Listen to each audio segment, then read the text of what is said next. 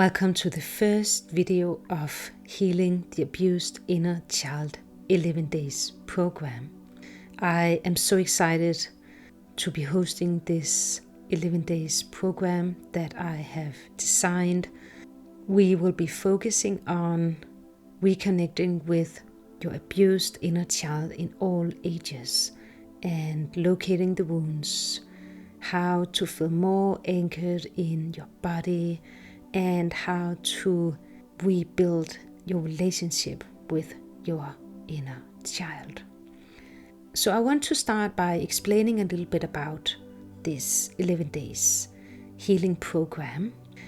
The program is for everyone who has an abused inner child who is wounded. So it can be for adoptees, non-adoptees, survivors of narcissistic abuse, which my YouTube channel in general is focusing on. But it's also in general for people who didn't experience receiving the proper love and care growing up in their families. That's the core of the inner child wound that we might experience. So this 11 days program is for you if you dream of feeling more anchored in your body, so you can feel that you can trust yourself deeply, and if you dream of attracting meaningful connections in your life, like new friends and maybe a loving and caring partner who won't abuse you, then this program will help you heal your abused inner child. It will help you locate your blockages and guide you step by step to rebuild a new and anchored foundation within yourself. To understand the abused inner child, when we are hurt in our childhood, we create these energetic bubbles around the event, and then our inner child gets trapped into that event with all the memories, sensations, and emotions that are tied to the experience. You can actually see it as the inner child will energetically be trapped with the experience, so the child won't leave the experience before it has been healed. So that means that we might have to visit our inner child at many ages. The oppressed emotions and sensations connected to the event are what creates the stagnation and stuckness for our inner child. A lot of it is actually centered around the oppressed emotions, because they are the ones that the inner child is still holding on to, that needs to be felt. I think it's important to highlight here that we don't own anyone in our lives. And that's why we have to heal our inner child who feels abandoned by the primary caregivers. It can be if we experience being adopted. It can also just be if we grew up with parents who didn't know how to parent. It can also be parents who were abusive, narcissistic, any kind of way. So the wounded inner child will continue to need the love it never received, which will affect all our future relationships.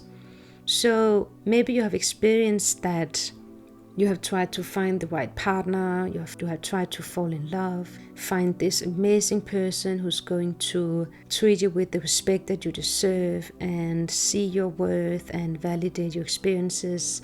But you can't really step into these relationships if your inner child is still wounded, because you're going to meet them from the state of how your inner child is feeling. So if your inner child never received love from your primary caregivers growing up, you will unconsciously expect and want this type of parent love that you never received. You will expect that, and you will try to get that from these adult romantic relationships. And that will not work. That will probably end badly unless you work on it while you're in your relationship. It's not impossible at all, but as long as you're unconscious about it, this will affect your adult romantic relationships with other people and also your friends. You might experience that you have unspoken expectations to your friends, like maybe you have this black and white view and perception of them and how your relationship with them is supposed to be. I have met a lot of people who ended up having this either or mentality, which means that because they're still so wounded and because they still have so much abandonment trauma, they are so afraid that people are going to leave them again and they're going to be abandoned again and they're going to re-experience how it feels like to be adopted. So they have this either or mentality where they expect the friend to be 100% there for them and meet all their needs and all their emotions and validate all their emotions all the time. And if they don't do it, they will feel it like a rejection, and then they will reject the person because they feel like the person doesn't want them enough or that the person is not stable enough. And this becomes very exhausting to our soul. To live like this is almost impossible to live a whole life like this and still be in synchronicity with yourself, because it's not a balanced way to live with yourself or in relation to other people. So the first step in this 11 days healing program is to build trust with your inner child by connecting with it each day. Your inner child is probably so scared and wounded that it will struggle to trust you. So in the first step, you slowly begin imagining how your inner child looks like, and you can see it in front of you, visualize it in all its ages, and begin visualizing that you approach it one step at a time.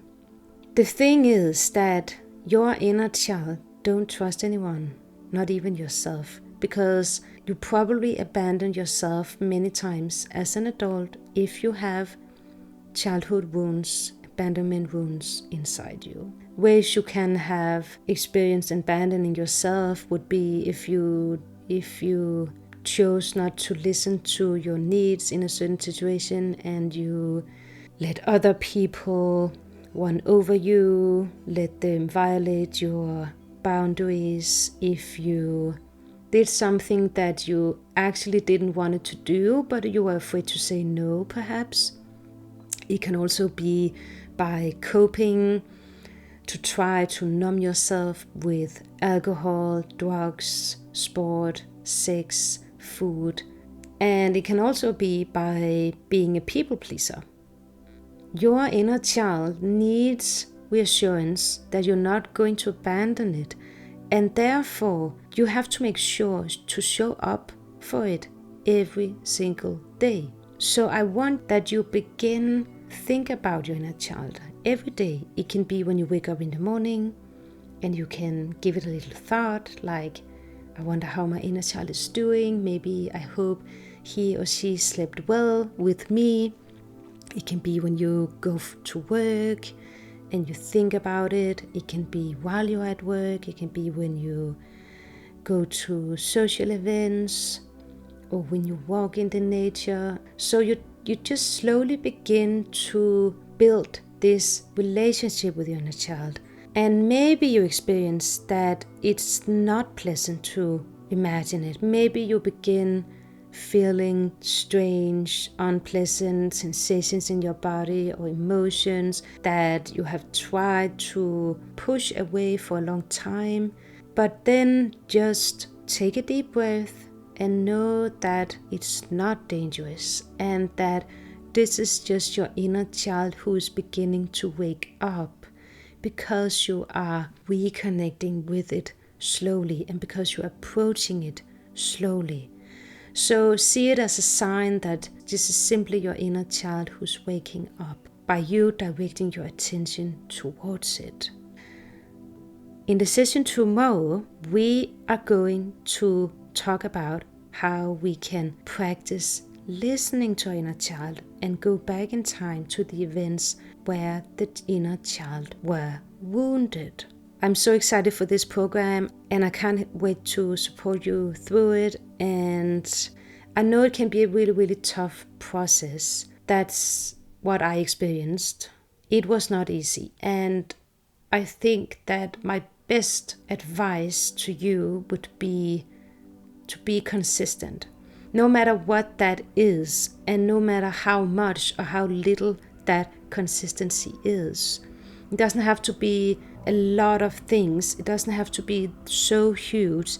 It can just be that you take out 15 minutes every day to connect with the inner child, listen to these 11 days videos, and don't give up while doing it.